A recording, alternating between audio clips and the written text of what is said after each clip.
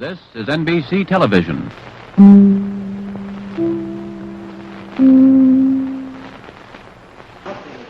We have obtained the results from the state of Ohio, which assures victory for President Truman and Senator Barkley.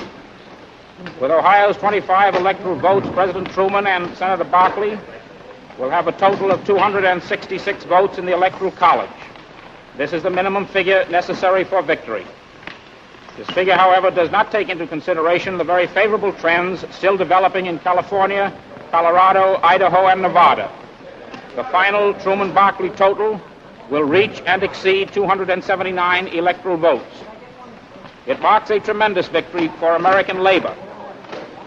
For to the organized political efforts of the American labor movement, much credit for this victory must be given. But it was not labor alone which brought about this democratic victory. Tribute must be paid to the thousands of democratic workers who labored long and hard to get out the vote.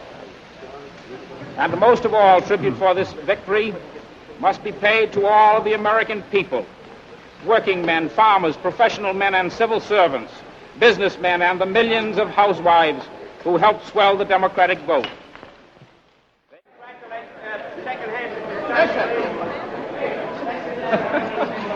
And that was the statement from Senator McGrath, ladies and gentlemen.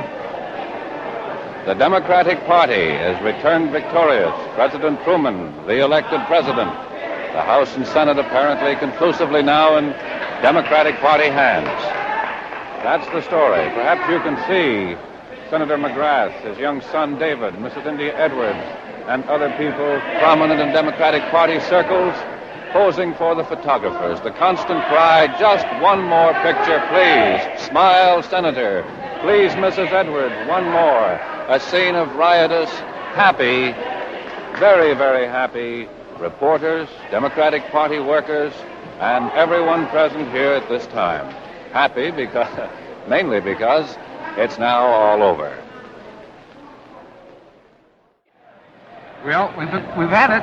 Yes, we have. Here it is right in front of you. What you heard, of course, correspondent Jim Bell, that came to us, and regardless of the fact that you expected this to come, whenever it does come, there's a little shock, a little something there that you can't quite anticipate, don't you think? That we're talking, of course, about what this says. Governor Thomas E. Dewey today conceded the presidential election to President Truman under a New York dateline.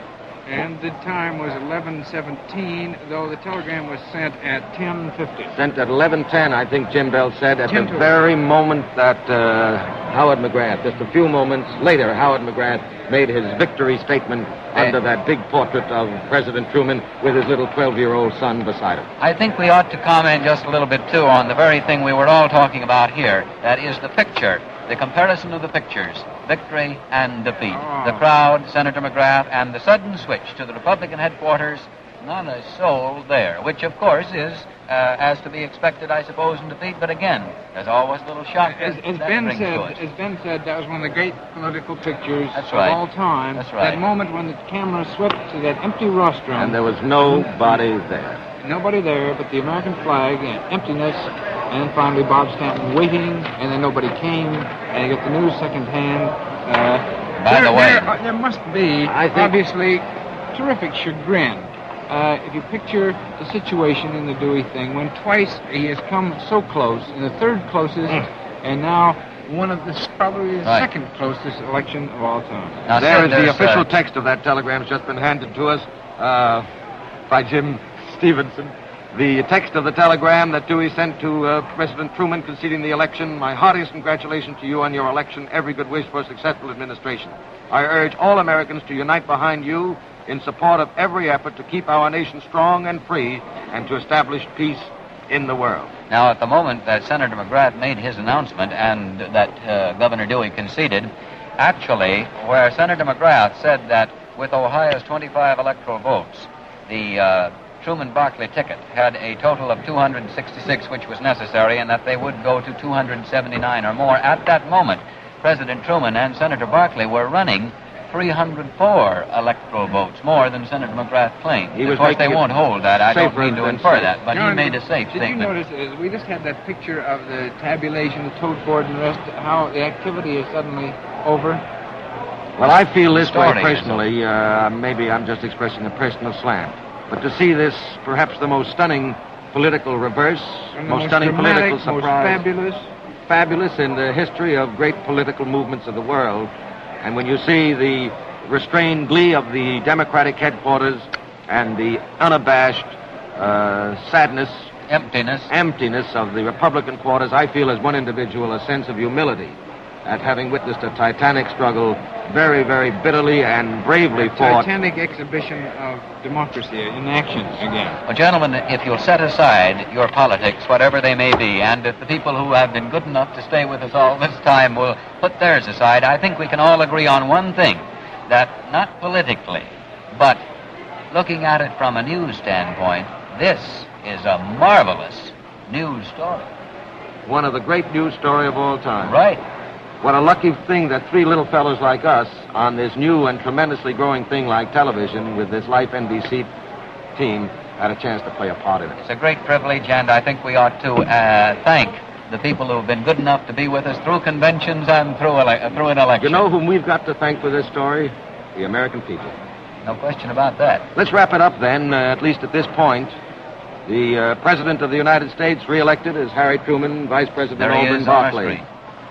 There's the simple, direct man of 64 summers and winters who fought his way against every political sage in the country and the world and won to victory. The Senate is clearly in a Democratic majority. The House is very vigorously a Democratic House. The governors. The governors, we haven't a complete tabulation of those, but surprising upsets. Dominantly Democratic. Again. Democratic, yes. And Ben, I think here, too, that we all want to join with the American people, with Dewey, in wishing President Truman every good wish in his administration. Ben, this particular bulletin here is the one which precipitated Dewey's conceding.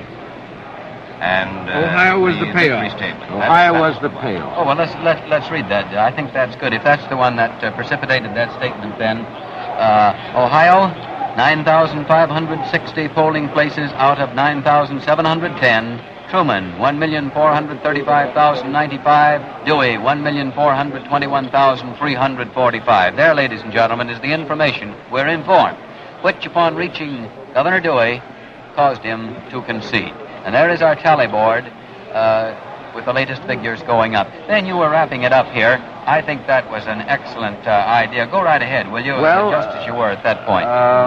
Not for any sense of weariness, but through a sense of the story being so tremendous that our words would be puny, I thought we might tell the story simply and all bow out. But I just learned from Sid James of Life, who's working with Ad Schneider of NBC there, that there is a good possibility we may have a capstone to this whole show in the voice of the newly re-elected President of the United States. Speaking from Kansas City. That or is a Independence. possibility, and I know that our television audience will want to stay with us on just the bare How possibility. soon will we know? Well, Ad, how soon will we know? Very quickly. Very quickly. Standing by right now, or she'll be ready for a very quick switch. Ad Schneider, whom you have just seen, our director of television at NBC, has just informed us, in case his words weren't picked up by the microphones, that we expect a decision on that matter of whether we will hear President Truman's voice speaking from the Midwest. He expects a decision very shortly. We're standing by now, so if you'll bear with us a moment while we do just a bit of rehashing here until we get the definite word on that, we may have something quite worthwhile. Here are some figures on the tally board. They're perfectly obvious, scarcely necessary to read those. Still about a million and a About a quarter million. lead. A million lead, yes. That's right. We're ready now, I believe. Shall we call in? Well, Frank, When? How soon? we'll have a report from... We're standing by. Frank Burkholzer, our NBC reporter in Kansas City. Come in, Frank Burkholzer in Kansas City. Are you there, Frank Burkholzer? Yeah. Fine. This is Brower. Here's Olson and Swayze. Go ahead. This is Frank Burkholzer in the Mule Block Hotel penthouse. I'm standing in a crush of people here. President Truman is posing for newsreel and still photographers. He's smiling. Everybody has been rushing up to shake his hand and congratulate him. We have no word just yet as to when he'll make an official statement. I just talked to Charlie Ross, and Charlie says it will be a little while yet. The excitement is terrific here. The lid is finally blown off on this thing. The secretaries and the official family are grinning from ear to ear, jumping up and down, kissing each other, throwing their arms around each other. The Secret Service, of course, are here, but they're grinning. They're happy about the whole thing. The strong lights of the newsreel cameramen are on the president. The president now is shaking hands with some more close friends. The newsmen are gathered in the background.